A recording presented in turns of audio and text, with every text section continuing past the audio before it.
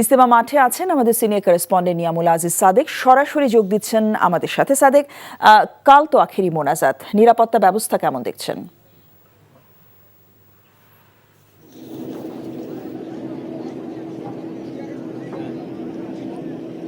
জসিন্তা, আপনি জানেন যে আজকে তৃতীয় পর্বের যে সেটি শুরু হয়েছে মাওলানা সাদপন্থী যাদেরকে বলা হয়। আর আপনি নিশ্চয়ই দেখতে পাচ্ছেন এটা হচ্ছে তুরাগ পাড়। আমরা ঠিক তুরাগ পাড়েই দাঁড়িয়ে আছি।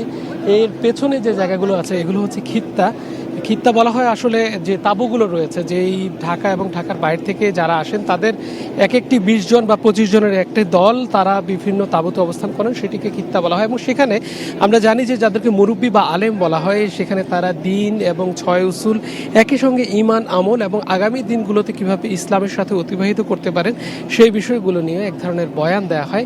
সেই বয়ানগুলো তারা শোনেন এবং পরবর্তী জীবনে যেটা সেটি আমল করতে পারেন। একই সঙ্গে যারা এখানে আসতে পারেননি কিংবা যাদেরকে বলা দরকার আছে সেই জায়গাগুলো তাদেরকে বলার চেষ্টা করেন। এখানে আমরা কিছুক্ষণ আগে কথা বলেছি, মানুষ কিন্তু এখানে বিভিন্ন ঢাকা এবং ঢাকার বাইরে অথবা বাংলাদেশের বিভিন্ন জায়গা থেকে এসেছেন। তারা বলছেন যে এই যে ঈমান এবং বিশেষ করে আল্লাহ এবং আল্লাহ রাসূলের যে সন্তুষ্টি, সেই বিষয়গুলোর জন্য তারা এখানে এসেছেন এবং সেটি যেন অর্জিত হয়। আখিরি মোনাজাত আগামীকাল শুরু হবে।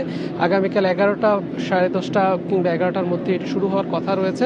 সেখানে ইলিয়াস বিন সাদ, যিনি সাদের ছেলে, তিনি এখানে মোনাজাত পরিচালনা করবেন বলে আমরা এখন পর্যন্ত শুনতে পেরেছি। তো সার্বিক তত্ত্বাবধান করছে পুলিশ সহ আইনশৃঙ্খলা বাহিনী। মোটামুটি সুষ্ঠু পরিবেশে এখন পর্যন্ত ইজতেমার দ্বিতীয় পর্ব, দ্বিতীয় দিন এখন চলছে। জসিন্থা, গাজীপুর থেকে জানছিলাম ইজতেমার খবর।